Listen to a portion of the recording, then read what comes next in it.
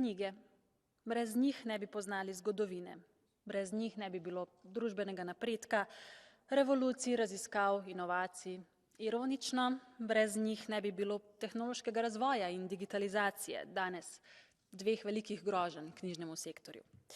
Ne zgolj z vidika obstoja novih knjižnih formatov, ki bodo morda v prihodnosti popolnoma zamenjali tiskane knjige, sicer upam, da ne, temveč predvsem z vidika nenehne dostopnosti video vsebin, ki v zadnjem času zatirajo bralno kulturo, predvsem mladih.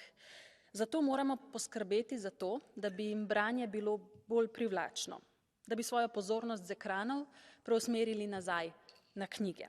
Dejstvo je, da je večja nevarnost od ekonomskih in tehnoloških groženj knjižnemu sektorju upad bralk in bralcev, ker bo brez bralcev vsakršna pomoč in zagotavljanje trajnostnega razvoja sektorja žal brezpredmetna.